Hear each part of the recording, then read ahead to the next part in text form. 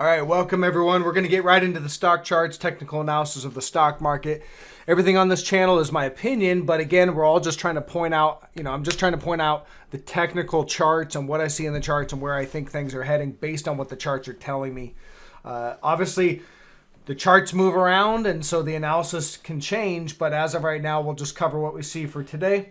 Not a whole lot of change. So what we're going to do is I'm going to run through some of the general markets, look at some of these trade ideas I briefly have been going over, and then I'll go through some of these stocks that everyone in the comments have left for me to look at. So we'll try to run through these indices relatively quick. Leave me a thumbs up. I do appreciate that. And if you're new and you are interested in taking my training course, it's a $99 course for about 4 or 5 hours of training. It'll give you, it'll help train you on everything I talk about in these videos. These videos will help really be supplemental to the knowledge that you'll gain from that. Link is in the description below. All right, so triple Qs, not a lot of change today in tech. We're just still trading within this range. 311 being the down side of our range, and really 324 being the upside of our range.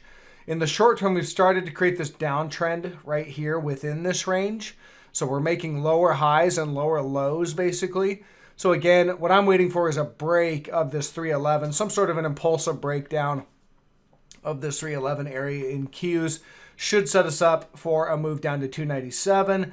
And I think it's very likely if we get, if we get that break down to 297, 297 is not going to be the bottom. I'm really looking for down here, this trend line. Right now it's about 286 or so. That trend line, if you want to look, it comes from the weekly chart. And this is your bull market in tech, really going back to 2009. So many, many years this has been in a bull market. And the upper end, the upper channel of that trend line or that price channel is that trend line that I'm pointing out right there. You can see as we just move in, there it is right there. So we've overshot that price channel, but I think it's likely that that was just kind of a Fed-induced overshoot, and we're likely going to pull back down. So probability-wise, I think I'm going to put a higher probability that we do pull back down to this, 286, 287 area. But again, we just going back to the ranges that, these close ranges, 311, a break of that sets us up for a move down. And if we break out and, we'll start with this downtrend line. We break above that. Right now it's sitting about 316. Get a break above that. That probably means we're going to the top of the range. And then obviously a break at the top of the range. I think we run up and gap fill right here at 330 on Qs. So a couple ways to play this.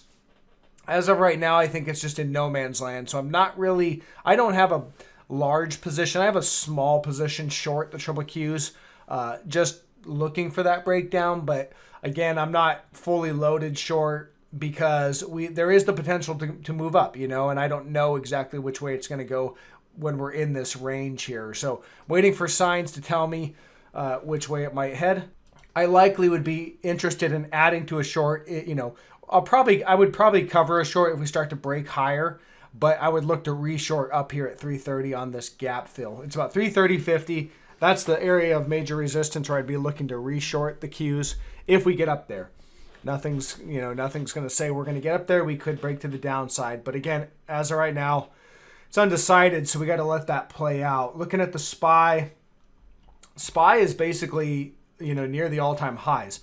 One of the reasons why I think we're going to get a correction, more of a correction in tech and some of the other sectors, is we haven't really seen any selling in the SPY, and yet the divergences in the RSI on this daily chart are just continuing to extend. So these are really big negative divergences right here on the RSI and the PPO, and those are just continuing to get bigger and bigger. Let me just kind of tweak this a little bit. There we go. You can see they're just extending. They have not been negated. So because those are just extending, all this price action is just divergent highs. So if we run up and make a new high, that's going to be another divergent high. And again, I think we're likely going to see these divergent highs, this price action faded, and run down to this 362.70 area. And then once we're down there, we'll have to evaluate, if we're going to get more downside or not. I do see, the probability to me looks like we're going to get a 8 to 10% drop kind of from where we're at. But of course we could continue to grind higher. It just continues to extend those negative divergences.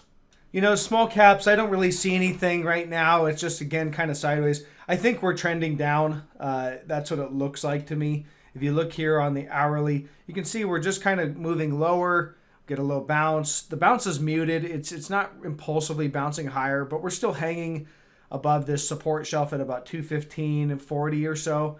A break of that, and I think it's likely we're heading down to this area of about 200 to 203, 202, somewhere right in this area. Depends on when we get there, of course. Looking at the daily, we did have negative divergence right here. So this was a divergent high, and we did get a pullback. That was a drop from the high to the low of about 11%. Is that it? Is that all that there is? I don't think so. I think there's likely more downside coming, but we just have to wait for a break. 215.50. Wait for a break of that, and I think that makes sense that we continue to make another leg lower. Otherwise, of course, we could bounce. Run up and make a new all-time high. All right, so gold and the dollar. Let's start with the dollar. So the dollar's continuing its uptrend. And as you can see here, if I can show you guys right there, there's, this is when you had the bullish divergence. See, I have it circled right here, and I was talking about it back then, saying, okay, we have bullish divergence of the dollar. Looks like we're about to reverse trend, and that's exactly what happened. You've got, a move up. There's your breakout right there, and that would be your buy signal on the dollar. And we consolidated a little bit, and now we're just clearly uptrending. It's obvious now. So we're above the 200-day. I mean, the dollar is moving drastically higher, and this is likely going to put pressure on the market. The dollar moving higher is bearish for most stocks, not all stocks, but many stocks, and bearish for commodities as well. So I think we're seeing a little bit of an unwind of this inflation trade that everybody's piled into, and that is because the dollar's moving higher. I think it's very possible the dollar's going to run all the way up to 97, which is this green line. I've got it marked out. That's you basically going back to your 2011 trend. So you can see here we have an upward trend. There's a reaction there. There's a reaction, and there's your trend. So we broke the trend. The trend, longer term bearish for the dollar now that we broke that bull trend. But that doesn't mean we can't come in for a full back test. So I think it's likely we could back test and then longer term trend down. So that's what I'm watching for. And gold's obviously suffering because of it. Gold being priced in dollars. So you see here that gold selling off, about $30 today, 1.5%. And we're continuing to downtrend. So we've just got this downtrend marked out here. And we're, again, continuing to downtrend. We don't have any bullish divergence yet. I mean, we did make, if you zoom in, we did make a slightly lower low right here today. About an equal low as these former lows today. And it was on slightly higher momentum. You can see the PPO, how that was clear bullish divergence. So we do have the startings of bullish divergence, but it's not confirmed. What you want to see is the RSI turn up here. You'd want to see this line start to move up, and the PPO, continue to, maybe start to point up. And that would start to set up that bullish divergence, which we haven't really had in gold bullion. So we start to see that. That's going to indicate that we're likely going to start to reverse trend sometime soon. FANGs, just sideways. They've gone nowhere. Here's Microsoft today. It's just sideways. Amazon sideways for almost a year now. Google sideways since, beginning of February. So the FANGs aren't doing anything. We have no direction with the leaders of the market. I haven't talked about this one for a while. KHC continues to uptrend. Looks like we're going to fill this gap. See this big gap from back here? This is up at 48. It looks very likely we're going to just run up and fill that gap at 48. And that's what I've been pointing out on this one for a while, is that it, especially since when we broke this line right here, this breakout, it looked like we were going to run up and gap fill. And that was your gap entry right there. So that held as resistance here and through here, and then we finally broke out. And now it looks like we're running up to fill that gap. So bullish on that one. Some of these trade ideas like apps, we just haven't, we haven't broken down yet. We have a break of the upward trend, but we're just kind of sideways. So we're just waiting for that catalyst to break this thing to the downside. I think it'll come. AMD, again, same thing. Broke the uptrend line here since 2016. There it is. We've broken, we broke down, back tested that trend line, and now we're kind of just drifting sideways. So again, we're waiting for that catalyst on that one. Zillow Group's kind of interesting. You have this head and shoulders, so you see the right shoulder or the left shoulder, the head, and then the right shoulder.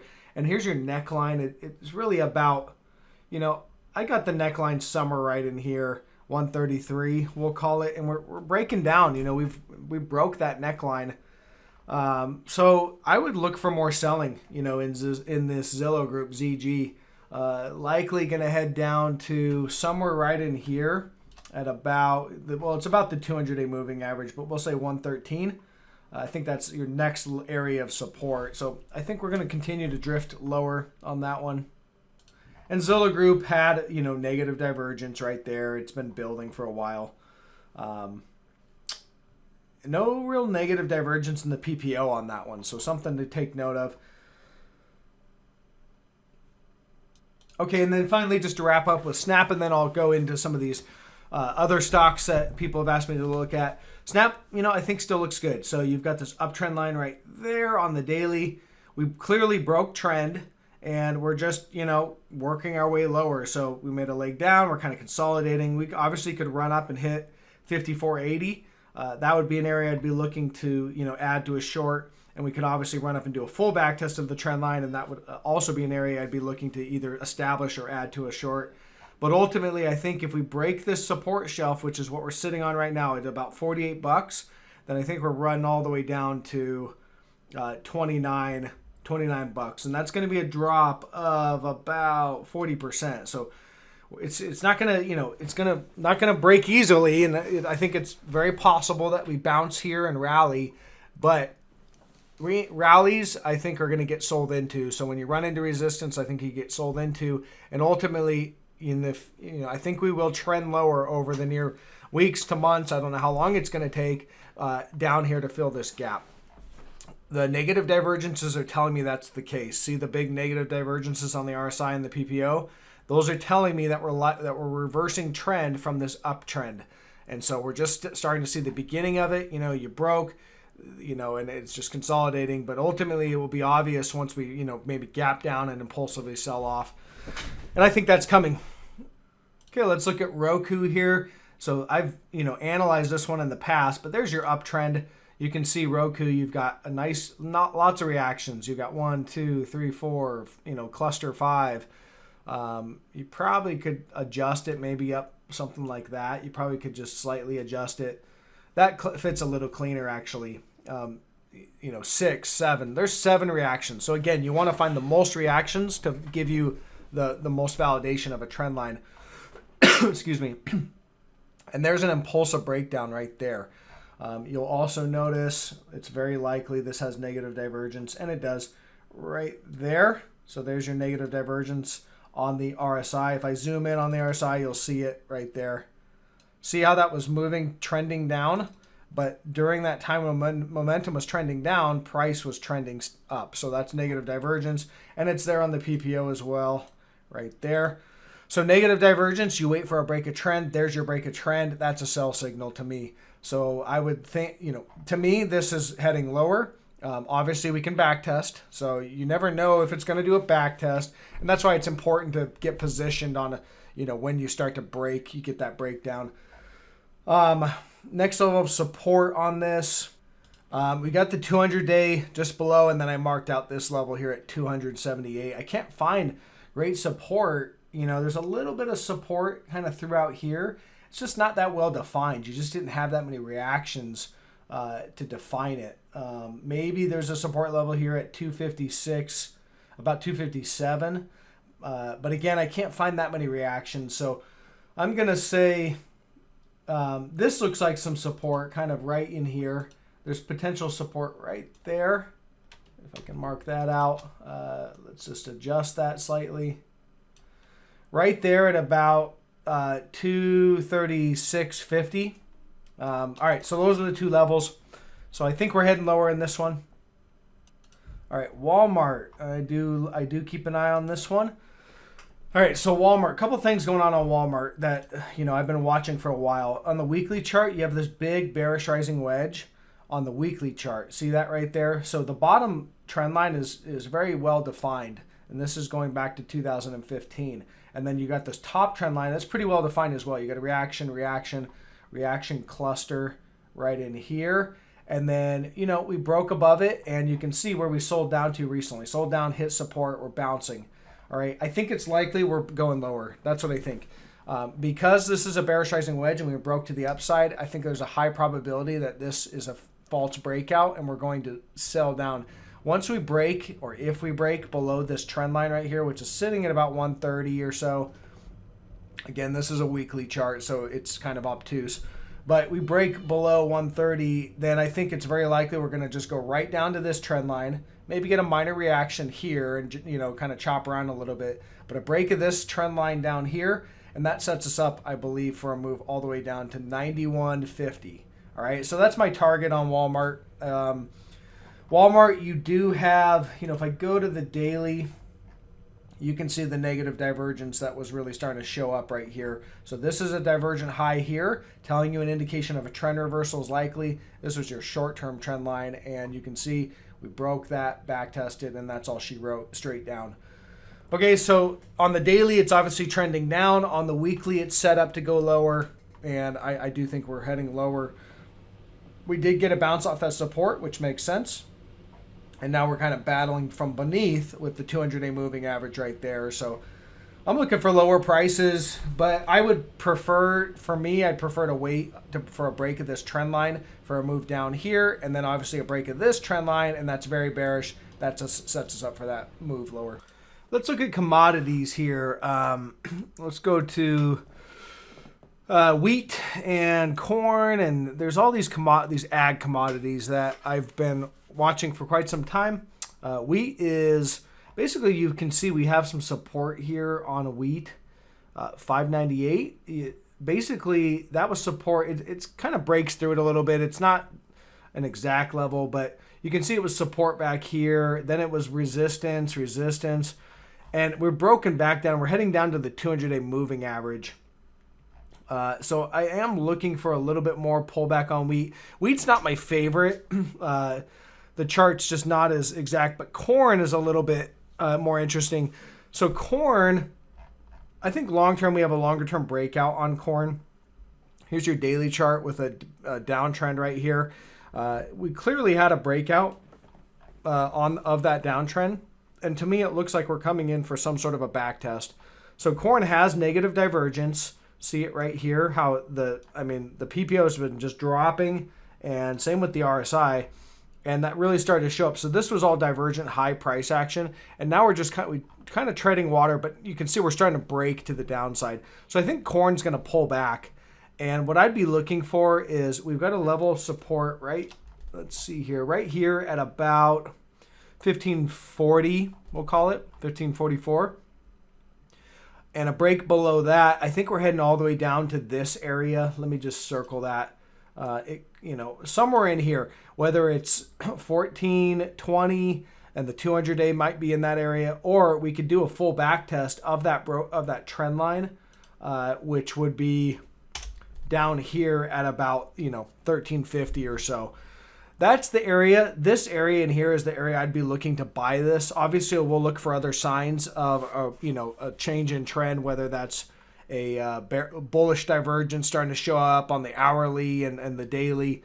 But this is the area I'm looking to buy. So again, we had a long-term breakout. I think you get the pullback or the back test, and then we'll build support, and then this will be a longer-term trade, but likely going to start the next leg higher after we get that back test.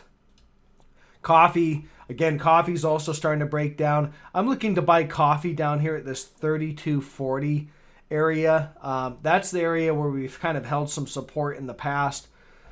Again, not as clean, but the thing is we have higher lows and higher highs. If you zoom out, you can see here was a low. This low was a divergent low. There's your bullish divergence, and you got a rally.